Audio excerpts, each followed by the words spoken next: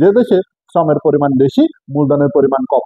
যে দেশে শ্রমের পরিমাণ বেশি মূলধনের পরিমাণ কম তারা অবশ্যই শ্রমনিবিড় পদ্ধতি উৎপাদন করবে, তারা অবশ্যই কোন পদ্ধতিতে শ্রমনিবিড় পদ্ধতি উৎপাদন করবে। আর যে দেশে মূলধনের পরিমাণ বেশি শ্রমের পরিমাণ কম সেই দেশটা মূলধন নিবিড় পদ্ধতি উৎপাদন করবে, সেই দেশটা মূলধন নিবিড় পদ্ধতি উৎপাদন করবে। তাহলে যেখানে শ্রমের পরিমাণ বেশি মূলধনের পরিমাণ কম তারা শ্রমনিবিড় পদ্ধতি উৎপাদন করবে, আর যারা যেখানে মূলধনের পরিমাণ বেশি শ্রমের পরিমাণ কম তারা মূলধন নিবিড় পদ্ধতি উৎপাদন করবে। এখন আমাদের যে আসসালামু আলাইকুম, তোমাদের সাথে আজকে অর্থনীতি প্রথম পত্রের প্রথম অধ্যায়ের একটি সৃজনশীল টপিকস নিয়ে তোমাদের সামনে হাজির হয়েছি, যে প্রশ্নটা যশোর বোর্ড 2025 সালে এসেছে। তো তোমরা যারা পরীক্ষার্থী আছো, সামনে পরীক্ষার্থী রয়েছে, যাদেরকে কাছে সৃজনশীল দেখলে মাথা ঘুরায় তাদের জন্য একদম সহজভাবে সুন্দরভাবে আমরা আজকের এই সৃজনশীল প্রশ্নটা উপস্থাপন করব। তো তোমার আজকের ক্লাসটা তোমার বন্ধু সহপাঠী সবার কাছে উপস্থাপন করতে হবে, মেনশন করতে হবে, শেয়ার করতে হবে, ঠিক আছে? আজকে দেখো আমরা একটা সৃজনশীল নিয়েছি যেখানে একটা চিত্র দেখা যাচ্ছে। একটা কি দেখা যাচ্ছে? চিত্রতে ভূমি অক্ষে আসলে শ্রমটাকে দেখানো হয়েছে, লম্ব অক্ষে মূলধন দেখানো হয়েছে, ঠিক আছে? এটা হচ্ছে উদ্দীপক। এই অংশটার অনুযায়ী তোমাকে কয়েকটা প্রশ্ন করা হয়েছে। প্রথমে বলেছে দুষ্প্রাপ্যতা কি, প্রথমে কি বলেছে? দুষ্প্রাপ্যতা কি। পরে বলছে সব অভাব একসাথে পূরণ করা যায় কিনা, মানুষের সব অভাব একসাথে পূরণ করা যায় কিনা, এটা একটা বিষয় বলছে। এরপরে 3 নম্বর বলছে উদ্দীপকে কোন মৌলিক অর্থনৈতিক সমস্যা নির্দেশ করে ব্যাখ্যা করো, কোন মৌলিক অর্থনৈতিক সমস্যা নির্দেশ করে সেটা আমাদের ব্যাখ্যা করতে হবে। এরপর 4 নম্বর প্রশ্ন বলছে উদ্দীপকে এস এবং টি বিন্দুর মধ্যে কোনটি বাংলাদেশের জন্য যুক্তিযুক্ত তা বিশ্লেষণ করতে হবে, ঠিক আছে? তাহলে এই সৃজনশীল প্রশ্নটা আশা করি তোমাদের যারা 26 এবং 27 ব্যাচের পরীক্ষার্থী রয়েছে তোমাদের জন্য এটা খুবই কমন একটা প্রশ্ন। প্রথম অধ্যায়ের মৌলিক অর্থনৈতিক সমস্যা যে টপিকসটা, এই টপিকস থেকে আসলে এই সৃজনশীলটা এসেছে। আমরা দেখব কিভাবে এটা সমাধান করা যায়, কিভাবে সহজভাবে উপস্থাপন করা যায়। আশা করি তোমরা ক্লাসটা শেষ পর্যন্ত দেখবে, তাহলে তোমার এই মৌলিক অর্থনৈতিক সমস্যার যা যা সৃজনশীল হতে পারে সবগুলো প্রশ্নের আনসার তোমরা এখানে পেয়ে যাবে। আসো প্রথমে আমরা যেটা বলবো সেটা হচ্ছে ক নম্বর প্রশ্নটা দেখি, দুষ্প্রাপ্যতা কি। আসলে দুষ্প্রাপ্যতা বলতে এটাকে আমাকে স্বল্পতাকে বোঝানো হয়, স্বল্পতা। দুষ্প্রাপ্যতা বলতে স্বল্পতাকে বোঝানো হয়। কিন্তু অর্থনীতির দুষ্প্রাপ্যতা মানে কি? অর্থনীতির দুষ্প্রাপ্যতা বলতে আমরা বুঝি সম্পদের স্বল্পতা, সম্পদের স্বল্পতাকে অর্থনীতিতে দুষ্প্রাপ্যতা বলা হয়, দুষ্প্রাপ্যতা বলা হয়। কারণ অর্থনীতি মনে করে সম্পদটা হচ্ছে অভাবের তুলনায় একদম স্বল্প, একদম স্বল্প। এই সম্পদের স্বল্পতাকে অর্থনীতিতে দুষ্প্রাপ্যতা বলা হয়। আশা করি তোমরা বিষয়টা ক্লিয়ার হয়েছে, ঠিক আছে? আসো, সব অভাব একই সাথে পূরণ করা যায় কিনা। সব অভাব একই সাথে পূরণ করা যায় না। আসলে মানব জীবনে অভাব অসীম, মানব জীবনে অভাব অসীম, কিন্তু অভাব পূরণ করার জন্য যে সম্পদ সেই সম্পদটা আসলে সীমিত। মানুষ তার সকল অভাব একই সাথে পূরণ করতে পারে না। কেন পারে না? কারণ সম্পদ সীমিত বলে, সম্পদ সীমিত বলে। মানুষের যদি অভাবের সাথে সাথে সম্পদটা অসীম হতো তাহলে মানুষ তার সকল অভাব অনুভব করার সাথে সাথে সে পূরণ করতে পারত। কিন্তু প্রকৃতপক্ষে ধনী থেকে শুরু করে গরিব পর্যন্ত সব মানুষ তার সকল অভাব একই সাথে পূরণ করতে পারে না। মানুষ একটা অভাব পূরণ করলে সাথে সাথে নতুন আর একটা অভাব এসে হাজির হয়, ঠিক আছে? তাই মানুষ তার সকল অভাব একই সাথে পূরণ করতে পারে না, তার মূল কারণ হচ্ছে সম্পদ সীমিত। আমরা এটা নিয়ে একটা উদাহরণ দিতে পারি, ঠিক আছে? আমরা এটা নিয়ে একটা উদাহরণ দিচ্ছি। দেখো তোমার কাছে ধরে নিলাম 500 টাকা আছে, এটা হচ্ছে তোমার সম্পদ, এটা হচ্ছে তোমার সম্পদ। এই 500 টাকা দিয়ে তোমাকে অনেকগুলা অভাব পূরণ করতে হবে, ঠিক আছে? অনেকগুলো অভাব পূরণ করতে হবে। আসলে তুমি কি তোমার এই 500 টাকা দিয়ে তোমার জীবনের সকল অভাব পূরণ করতে পারবে? পারবে না। তোমার চাল কিনতে হবে, চাল ক্রয় করতে হবে। এরপরে তোমার কাপড় ক্রয় করতে হবে, কাপড় ক্রয় করতে হবে। তোমার স্কুলের ফি দিতে হবে, তারপর ফি দিতে হবে আসলে। তারপর হচ্ছে এভাবে তোমার গাড়ি ভাড়া দিতে হবে, ভাড়া দিতে হবে। তারপর তুমি কোচিং এ পড়ো, ধরে নিলাম আমরা, কোচিং ফি দিতে হবে। তোমার বই লাগতে পারে। ঠিক আছে, এখন তোমার কাছে দেখো অনেকগুলো অভাব রয়েছে, এই সবগুলো অভাব তুমি যে 500 টাকা তোমার কাছে আছে, এই 500 টাকা দিয়ে কি পূরণ করা সম্ভব? না, সম্ভব না। এর কারণ হচ্ছে মানুষ তার সকল অভাব একই সাথে পূরণ করতে পারে না, কারণ মানুষের জীবনে অভাব অসীম। সে অভাব পূরণ করার জন্য যে সম্পদ, সেই সম্পদটা সীমিত। যেহেতু মানুষ তার সকল অভাব পূরণ করতে পারে না, সেজন্য এর মূল কারণ কি? মূল কারণটি আবারও বলছি, মূল কারণ হচ্ছে সম্পদ সীমিত। সম্পদ সীমিত। ওকে, তার মানে মানুষ তার সকল অভাব পূরণ একসাথে পূরণ করতে পারবে না। মানুষকে অনেক গুরুত্বপূর্ণ অভাবগুলা বাছাই করে পূরণ করতে হয়। এর কারণ হচ্ছে সম্পদ সীমিত। এরপর আসো, উদ্দীপকের কোন মৌলিক অর্থনৈতিক সমস্যা নির্দেশ করে ব্যাখ্যা করো। আমরা এই প্রশ্নটা আলোচনা করার আগে একটু জেনে নিব মৌলিক অর্থনৈতিক সমস্যা আসলে কয়টি। মৌলিক অর্থনৈতিক সমস্যা, অর্থনীতিতে মৌলিক অর্থনৈতিক সমস্যা আমরা জানি তিনটি। মৌলিক অর্থনৈতিক সমস্যা কয়টি? তিনটি। প্রথম হচ্ছে আহ কি কি কি উৎপাদন করা হবে। প্রথম প্রশ্ন হচ্ছে, আমরা এটা একটু ডিটেলস আলোচনা করি।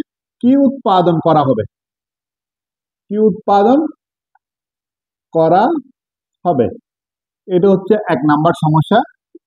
2 নাম্বার সমস্যা হচ্ছে কিভাবে উৎপাদন করা হবে। উৎপাদন করা হবে। 3 নাম্বার হচ্ছে কার জন্য, কার জন্য উৎপাদন করব।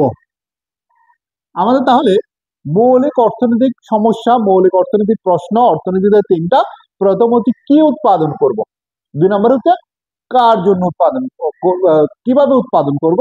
3 নাম্বার হচ্ছে কার জন্য উৎপাদন করব। আমি প্রথমে কি উৎপাদন করব, কিভাবে উৎপাদন করব, কার জন্য উৎপাদন করব। এই 3টি হচ্ছে আমাদের মৌলিক অর্থনৈতিক সমস্যা। ঠিক আছে, হ্যাঁ। এখন আসো, এই সবগুলো সমস্যার মূলে রয়েছে নির্বাচনের সমস্যা। এগুলোকে আমরা সবগুলাকে একসাথে আসলে নির্বাচনের সমস্যা বলে থাকি। কেন? কি উৎপাদন করা হবে, অনেকগুলো উৎপাদনের সুযোগ রয়েছে, অনেকগুলো দ্রব্য উৎপাদনের সুযোগ থাকে। অনেকগুলো দ্রব্য উৎপাদনের মধ্যে কি উৎপাদন করতে হবে সেটা আমাকে বাছাই করতে হয়।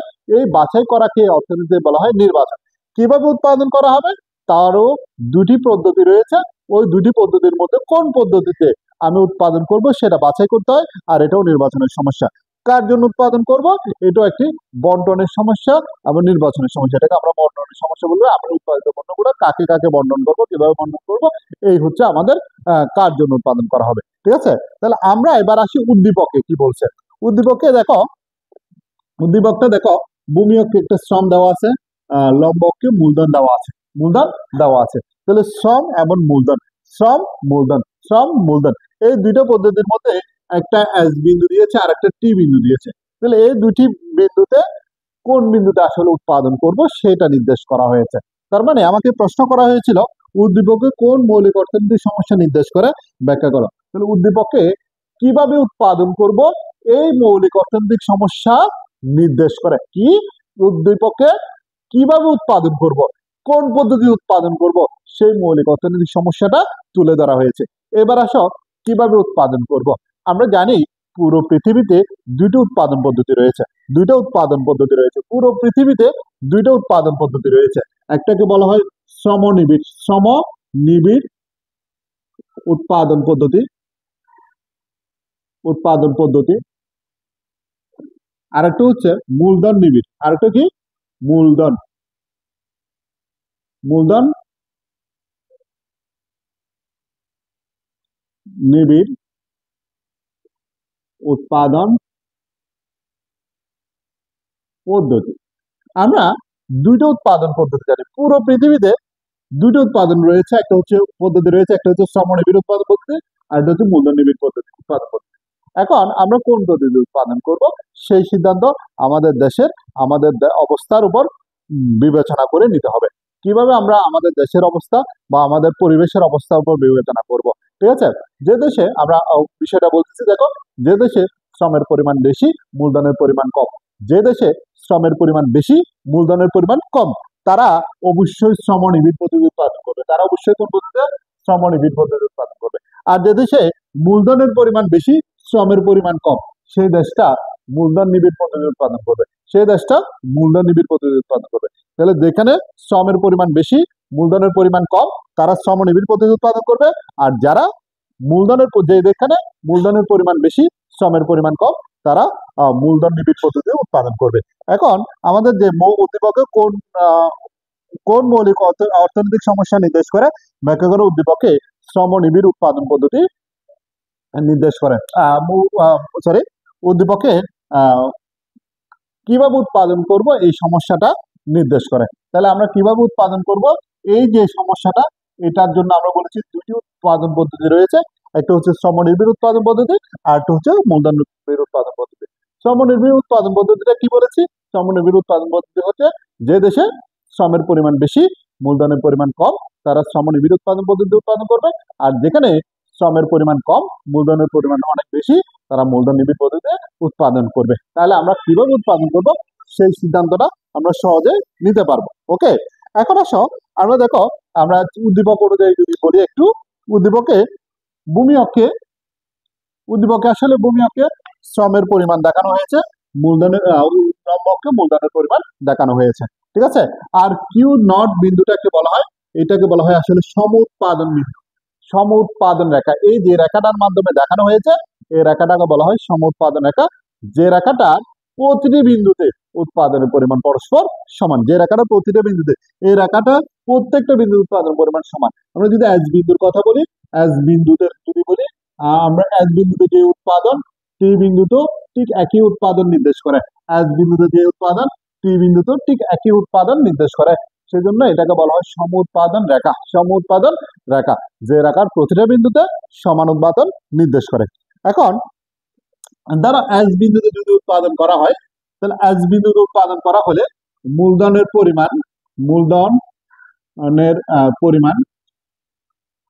হবে ও K2 পরিমাণ, এবং শ্রমের পরিমাণ হবে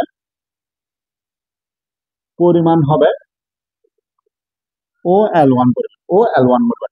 তাহলে এস বিন্দু যদি আমরা উৎপাদন করি, যেখানে মূলধনের পরিমাণ হবে K2 পরিমাণ, শ্রমের পরিমাণ হবে OL1 পরিমাণ, তাহলে এস বিন্দুটাকে বলবো আমরা মূলধন নিবিড় পদ্ধতি। এস বিন্দুটাকে বলবো আমরা মূলধন নিবিড় পদ্ধতি। কেন? এস বিন্দুতে মূলধনের পরিমাণটা দেখো, মূলধনের পরিমাণটা অনেক বেশি, এস বিন্দুতে মূলধনের পরিমাণ অনেক বেশি, শ্রমের পরিমাণ কম, সেজন্য এস বিন্দুটাকে বলা হবে মূলধন নিবিড় পদ্ধতি, ঠিক আছে। এখন টি বিন্দু, আমরা এই টি বিন্দুর কথা বলি, টি বিন্দুটাকে কি বলবো? টি বিন্দুতে যদি আমরা উৎপাদন করি, দেখো আমরা এস বিন্দু দেখাইছি, এবার টি বিন্দুতে যদি উৎপাদন করি, টি বিন্দুতে যদি উৎপাদন করা হয়, তাহলে সেখানে মূলধনের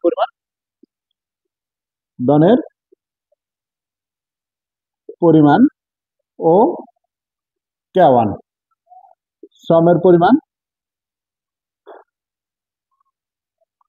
ও L2। টি বিন্দুটা আবার মূলধনের পরিমাণ কম, শ্রমের পরিমাণ বেশি, মূলধনের পরিমাণ কম, শ্রমের পরিমাণ বেশি, তাহলে এখানে টি বিন্দুটাকে আমরা বলবো শ্রমনিবিড় পদ্ধতি, শ্রমনিবিড় পদ্ধতি। এই টি বিন্দু হচ্ছে মূলত শ্রমনিবিড় পদ্ধতি, আর এস বিন্দু হচ্ছে মূলধন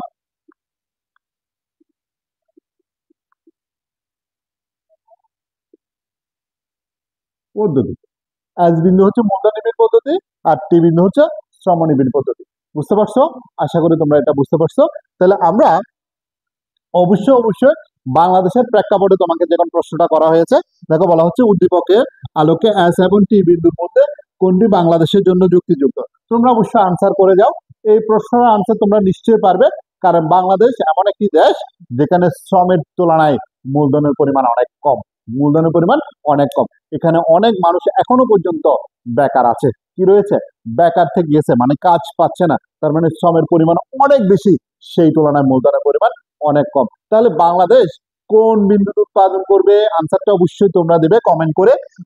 বা অবশ্যই বাংলাদেশ টি বিন্দুতে, কোন বিন্দুতে? টি বিন্দুতে উৎপাদন করবে, কারণ টি বিন্দুতে উৎপাদন করলে বাংলাদেশ তাদের শ্রমিকটাকে সঠিকভাবে ব্যবহার করতে পারবে। মূলধন যেহেতু কম রয়েছে, বাংলাদেশ মূলধন কম ব্যবহার করে, শ্রমিক বেশি ব্যবহার করে উৎপাদন পদ্ধতি পরিচালনা করবে, ঠিক আছে। কেননা বাংলাদেশে শ্রমের পরিমাণ বেশি, মূলধনের পরিমাণ কম, তাহলে অবশ্যই বাংলাদেশ টি বিন্দুতে উৎপাদন করবে, ঠিক আছে। আমরা তাহলে আজকের যে সৃজনশীল প্রশ্নটা আলোচনা করেছি, আশা করি তোমরা এটা বুঝেছো। পরবর্তী ক্লাসে আমরা আরেকটি সৃজনশীল প্রশ্ন নিয়ে আলোচনা করব, অর্থাৎ ধারাবাহিক ক্লাসগুলো থাকবে। আজকে আমরাও মৌলিক অর্থনৈতিক সমস্যা নিয়ে আলোচনা করেছি। আগামী একটা ক্লাসে আমরা উৎপাদন সম্ভাবনা রেখা নিয়ে আলোচনা করব। এরপরে আরেকটা ক্লাসে আমরা অর্থ ব্যবস্থা নিয়ে আলোচনা করব। তাহলে 3টা ক্লাসে আমাদের আসলে প্রথম অধ্যায়ের যে সৃজনশীল পাঠটা সেটা শেষ হবে। ঠিক আছে? তো তোমরা ভালো থাকবে, সুস্থ থাকবে। অবশ্যই আজকের ক্লাসটা সবাইকে মেনশন করবে, সবার সাথে মেনশন করবে এবং সবার সাথে শেয়ার করবে। এইটুকুই তো চাওয়া তোমাদের কাছ থেকে, এর বেশি কিছু আমি চাচ্ছি না। ওকে, আল্লাহ হাফেজ, সালাম আলাইকুম।